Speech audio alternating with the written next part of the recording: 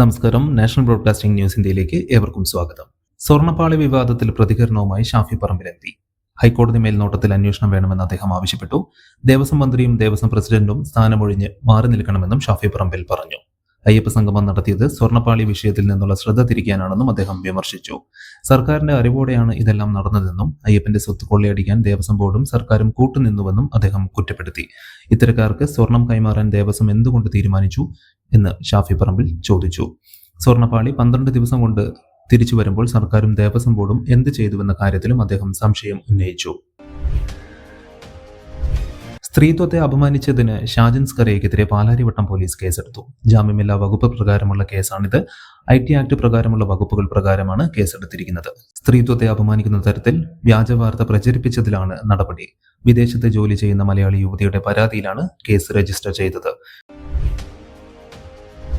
ശബരിമല സ്വർണ്ണപ്പാളി വിവാദത്തിൽ തൽക്കാലം പ്രതികരിക്കാനില്ലെന്നാണ് പൊതുമരാമത്ത് വകുപ്പ് മന്ത്രി മുഹമ്മദ് റിയാസ് വ്യക്തമാക്കിയത്. മിണ്ടേണ്ട സമയത്ത് മിണ്ടുന്ന സർക്കാർ തന്നെയാണിത് എന്ന് റിയാസ് പറഞ്ഞു. അടിയന്തര പ്രമേയങ്ങൾ ചർച്ചയ്ക്കെടുത്തത് മിണ്ടുന്ന സർക്കാർ ആയതിനാലാണെന്നും അദ്ദേഹം കൂട്ടിച്ചേർത്തു. സർക്കാരിന് ഒന്നിനെയും ഭയമില്ല, എല്ലാ നിലയിലും മുന്നോട്ടു പോകുന്ന സർക്കാർ തന്നെയാണിതെന്നും അദ്ദേഹം വ്യക്തമാക്കി. ഗായകൻ സുബീൻ ഗാർഗിന്റെ മരണത്തിൽ നിർണായക മൊഴി. ബാൻഡ്മേറ്റായ ശേഖർ ജ്യോതി ഗോസ്വാമി നൽകിയ മൊഴിയിൽ മാനേജർ സിദ്ധാർത്ഥ ശർമ്മയും ഫെസ്റ്റിവൽ ഓർഗനൈസർ ശ്യാംഖനും മഹന്തയും ചേർന്ന് സുബീനന് വിഷം നൽകിയതാണെന്ന് വ്യക്തമാകുന്നു. കുറ്റം മറയ്ക്കാനാണ് വിദേശത്ത് പരിപാടി സംഘടിപ്പിച്ചതെന്നും അദ്ദേഹം പറഞ്ഞു. കേസിൽ സംഗീതജ്ഞൻ അമൃത് പർവ മഹന്തയെയും പോലീസ് അറസ്റ്റ് ചെയ്തിട്ടുണ്ട്. സിദ്ധാർത്ഥ ശർമ്മയ്ക്കും ശ്യാംഖനും മഹന്തയ്ക്കുമെതിരെ കൊലക്കുറ്റമാണ് ചുമത്തിയിരിക്കുന്നത്.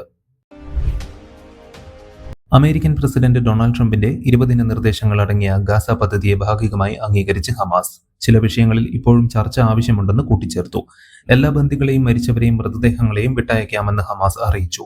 എങ്കിലും നിരായുധീകരണ വിഷയത്തിൽ പ്രതികരണം ഉണ്ടായിട്ടില്ല. മബ്ദിമോചനവുമായി ബന്ധപ്പെട്ട മധ്യസ്ഥതയിലൂടെ ചർച്ചയ്ക്ക് ഹമാസ് തയ്യാറാണെന്നും അറിയിച്ചു. കൂടുതൽ വാർത്തകൾക്ക് വേണ്ടി കേൾക്കൂ നാഷണൽ ബ്രോഡ്കാസ്റ്റിംഗ് ന്യൂസ് ഇന്ത്യ.